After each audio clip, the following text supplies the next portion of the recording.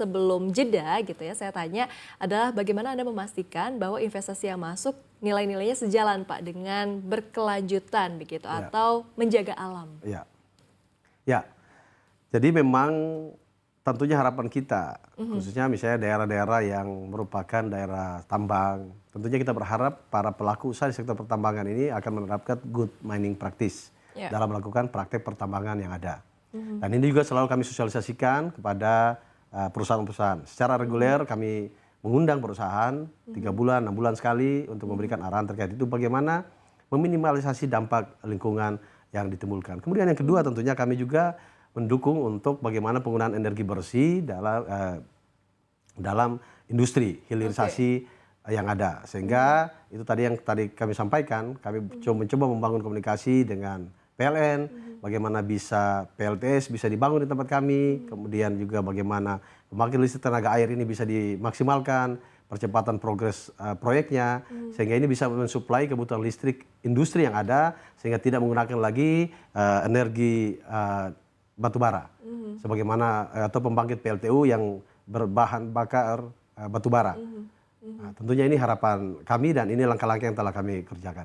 Baik, nah kalau respons dari sektor atau para pelaku usaha sendiri seperti apa sih Pak? Apakah sejalan atau mungkin, oh oke kita masih di tahap adaptasi nih Pak begitu atau seperti apa? Ya, sejauh ini sih rata-rata di kalangan pemilik ini mereka menjalankan sesuai dengan standar. Oke. Ya, karena kan juga ada fungsi pengawasan dari provinsi, inspektur tambang dan juga Kementerian SDM. Demikian juga sektor lingkungan hidup. Ya. Ada pengawasan dari baik kabupaten, provinsi dan juga Kementerian Lingkungan Hidup. Nah, sejauh ini para pelaku tambang sebagian ada yang mematuhi, tapi ada juga sebagian yang ya mungkin karena pada level kontraktornya ini kadang-kadang masih perlu diawasi dan masih perlu dibina untuk bisa menjadi lebih baik. Oke, tapi sebagian besar mengikuti ya Pak ya? Ya, sejauh ini Sebagian sih besar. seperti itu. Oke, baik. Nah ini Pak, Presiden Prabowo ini juga meminta pemimpin daerah waspada terhadap kebocoran anggaran. Nah ini apa langkah konkret Bapak untuk membersihkan birokrasi Morowali Utara begitu ya dari praktik titip-menitip kepentingan di sektor perizinan nikel? Ya, jadi yang pertama tentunya menyamakan persepsi, membangun kesadaran Oke. pada para jajaran birokrasi. Dalam berbagai kesempatan saya selalu menyampaikan kepada para birokrat, para kepala OPD, bahwa seorang pemimpin itu tidak akan diingat karena hartanya. Seorang pemimpin akan diingat karena karyanya. Oke. Sehingga ini membangun kesadaran bersama bahwa kami ini adalah pelayan masyarakat. Kami bukan raja, kami bukan pemimpin, tapi kami adalah pelayan masyarakat yang harus bisa memberikan pelayanan terbaik bagi masyarakat dan juga para pemangku kepentingan yang ada, termasuk bagi para investasi, para investor. Iya. Nah, kemudian yang kedua adalah kami melakukan langkah-langkah digitalisasi dalam segi perizinan dan juga dalam segi-segi pelayanan yang lain. Kami telah punya aplikasi yang namanya Dia Saja, di mana di situ masyarakat bisa mengurus apa saja, semacam pelayanan publik digital. Baik itu menyangkut Dukcapil, baik itu menyangkut usulan perizinan dan lain sebagainya, tanpa perlu meninggalkan rumah mereka dengan menggunakan handphone mereka. Hari ini kami lagi menyusun sebuah program aplikasi juga untuk digitalisasi sektor pajak.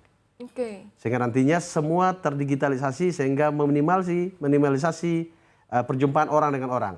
Cukup lewat aplikasi mereka bisa membayar pajak mereka tanpa perlu lagi ke kantor dengan menggunakan skema online banking juga. Nah, ini bisa semua berjalan.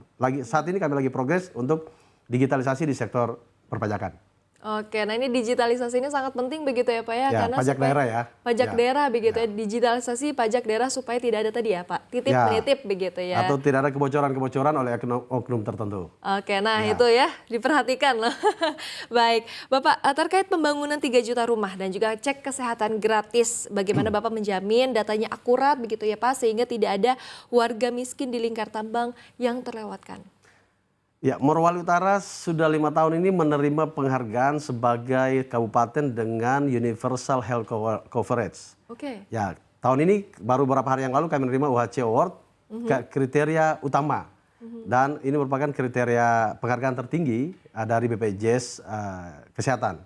Dan untuk 4 provinsi di wilayah kerja BPJS wilayah Manado, yaitu Provinsi Sulawesi Utara, Gorontalo, Sulawesi Tengah, dan Maluku Utara, Kabupaten Maluku Utara merupakan kabupaten dengan cakupan tertinggi dalam rangka memberikan jaminan perlindungan bagi masyarakat di sektor kesehatan. Yeah. Jadi hari ini tidak ada lagi masyarakat Maluku Utara yang tidak bisa mengakses layanan kesehatan karena alasan biaya. Oke. Jadi kami sudah menerapkan pengobatan gratis ini selama kami memperoleh amanah sebagai kepala daerah di Kabupaten Maluku Utara.